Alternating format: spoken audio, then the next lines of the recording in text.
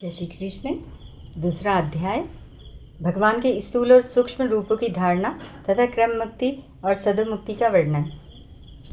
श्री सुखदेव जी कहते हैं, सृष्टि के प्रारंभ में ब्रह्मा जी ने इसी धारणा के द्वारा प्रसन्न हुए भगवान से वह सृष्टि विषयक स्मृति प्राप्त की थी जो पहले प्रलय काल में विलुप्त हो गई थी। इससे उनकी दृष्टि अमोघ और बुद्धि निश्चयात्मिका हो गई। तब उन्होंने इस जगत को वैसे ही रचा जैसा कि यह प्रलय के पहले था।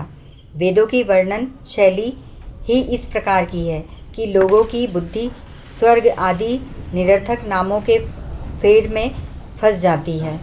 जीव वहाँ सुख की वासना से स्वप्न सा देखता हुआ भटकने लगता है, किंतु उन मायामय लोकों में कहीं भी उसे सच्चे सुख की प्राप्ति नहीं होती। इसीलिए विद्वान मनुष्य को चाहिए कि वह विविध नाम वाले पदार्थों से उतना ही व्यवहार करे जितना प्रयोजनीय हो। अपनी बुद्धि को उनकी निस्सारता के निश्चय से परिपूर्ण रखे और एक क्षण के लिए भी असावधान न हो। यदि संसार के पदार्थ प्रारब्धवश बिना परिश्रम के यूं ही मिल जाए, तब उनके उपार्जन का परिश्रम व्यर्थ समझकर उनके लिए कोई प्रयत्न न करे। जब जमीन पर सोने से काम चल सकता है, तब पलंग के लिए प्रयत्न करने से क्या प्रयोजन। जब भुजाएं अपने को भगवान की कृपा से स्वयं ही मिली हुई हैं, तब तकियों की क्या आवश्यकता है। जब अंजलि से काम चल सकता है, तब बहुत से बर्तन क्यों बटोरे। वृक्ष की छाल पहनकर या वस्त्रहीन रहकर भी यदि जीवन धारणा किया जा सकता है, तो वस्त्रों की क्या आवश्यकता। पहनने को क्या रास्ते में चीथड़े नहीं हैं। भूख लगने पर दूसरों के लिए ही शरीर धारण करने वाले वृक्ष क्या फल फूल की भिक्षा नहीं देते। जल चाहने वालों के लिए क्या नदियाँ क्या बिल्कुल सूख गई हैं। रहने के लिए क्या पहाड़ों की गुफाएं बंद कर दी गई हैं। अरे भाई, सब न सही, क्या भगवान भी अपने शरणागतों की रक्षा नहीं करते। ऐसी स्थिति में बुद्धिमान लोग भी धन के नशे में चूर घमंडी धनियों की चापलूसी क्यों करते हैं।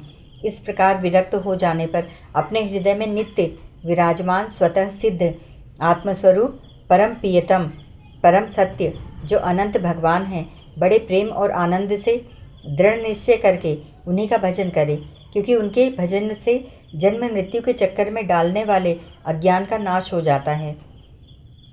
पशुओं की बात तो अलग है, परंतु मनुष्यों में भला ऐसा कौन है जो लोगों को इस संसार रूप वैतरणी नदी में गिरकर अपने कर्मजन्य दुखों को भोगते हुए देखकर भी भगवान का मंगलमय चिंतन नहीं करेगा।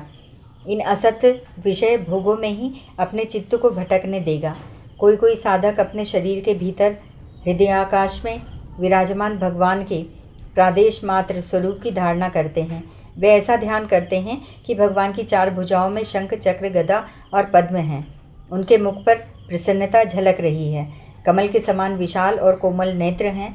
कदम्ब के पुष्प की केसर के समान पीला वस्त्र धारण किए हुए है। भुजाओं में श्रेष्ठ रत्नों से जड़े हुए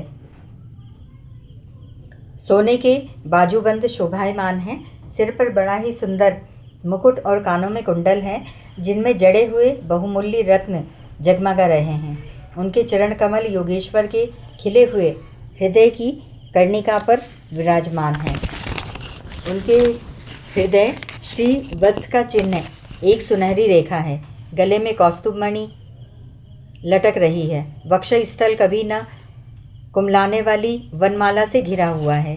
वे कमर में करधनी, अंगुलियों में बहुमूल्य अंगूठी, चरणों में नूपुर और हाथों में कंगन आदि आभूषण धारण किए हुए हैं।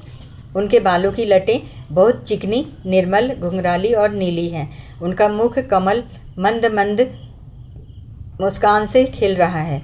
लीलापूर्ण उन्मुक्त हास्य और चितवन से शोभायमान भौं के द्वारा वे भक्तजनों पर अनंत अनुग्रह की वर्षा करते रहते हैं। जब तक मन इस धारणा के द्वारा स्थिर न हो जाए, तब तक बार बार इन चिंतन स्वरूप भगवान को देखते रहने की चेष्टा करनी चाहिए। भगवान के चरण कमलों से लेकर उनके मुस्कान युक्त मुख कमल पर्यंत समस्त अंगों की एक एक करके बुद्धि के द्वारा धारणा करनी चाहिए। जैसे जैसे बुद्धि शुद्ध होती जाएगी, वैसे वैसे चित्त स्थिर होता जाएगा। जब एक अंग का ध्यान ठीक ठीक होने लगे, तब उसे छोड़कर दूसरे अंग का ध्यान करना चाहिए। ये विश्वेश्वर भगवान दृश्य नहीं दृष्टा हैं। सगुण निर्गुण सब कुछ इन्हीं का स्वरूप है। जब तक इनमें अत्यंत प्रेममय भक्ति योग ना हो जाए तब तक साधक को नित्य नैमित्तिक कर्मों के बाद एकाग्रता से भगवान के उपर्युक्त स्थूल रूप का ही चिंतन करना चाहिए। परीक्षित, जब योगी पुरुष इस मनुष्य लोक को छोड़ना चाहे तब देश और काल में मन को न लगाए। सुखपूर्वक स्थिर आसन से बैठकर प्राणों को जीतकर मन से इंद्रियों का संयम करे।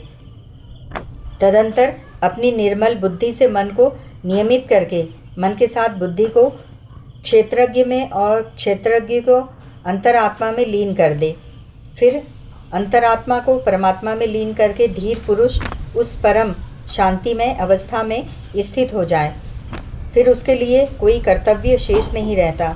इस अवस्था में सत्वगुण भी नहीं है। फिर रजोगुण और तमोगुण की तो बात ही क्या है। अहंकार, महत्व और प्रकृति का भी वहाँ अस्तित्व नहीं है। उस स्थिति में जब देवताओं के नियामक काल की भी दाल नहीं गलती, तब देवता और उनके अधीन रहने वाले प्राणी तो रह ही कैसे सकते हैं।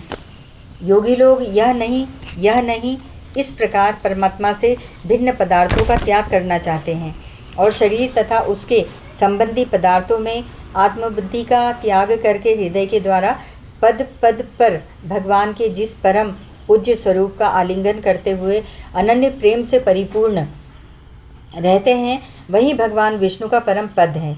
इस विषय में समस्त शास्त्रों की सम्मति है। ज्ञान दृष्टि के बल से जिसके चित्त की वासना नष्ट हो गई है, उस ब्रह्मनिष्ठ योगी को इस प्रकार अपने शरीर का त्याग करना चाहिए। पहले एड़ी से अपनी गुदा को दबाकर स्थिर हो जाए, तब बिना घबराहट के प्राणवायु को षट चक्र भेदन की रीति से ऊपर ले जाए। मनस्वी योगी को चाहिए कि नाभि चक्र मणिपुर पूरक में स्थित वायु को हृदय चक्र अनाहत में, वहाँ से उदान वायु के द्वारा वक्ष स्थल के ऊपर विशुद्ध चक्र में, फिर उस वायु को धीरे धीरे तालु मूल में विशुद्ध चक्र के अग्रभाग में चढ़ा दे। तदंतर 2 आँख, 2 कान, 2 नासिका छिद्र और मुख, इन 7 छिद्रों को रोककर उस तालु मूल में स्थित वायु को भौं के बीच आज्ञा चक्र में ले जाए। यदि किसी लोक में जाने की इच्छा न हो तो आधी घड़ी तक उस वायु को वहीं रोककर स्थिर लक्ष्य के साथ उसे सहस्रार में ले जाकर परमात्मा में स्थित हो जाए। इसके बाद ब्रह्मरंध्र का भेदन करके शरीर इंद्रियादि को छोड़ दे। परीक्षित, यदि योगी की इच्छा हो कि मैं ब्रह्मलोक में जाऊं, 8 सिद्धियां प्राप्त करके आकाशचारी सिद्धों के साथ विहार करूं, अथवा त्रिगुणमय ब्रह्मांड के किसी भी प्रदेश में विचरण करूं, तो उसे मन और इंद्रियों को साथ ही लेकर शरीर से निकलना चाहिए। योगियों का शरीर वायु की भांति सूक्ष्म होता है।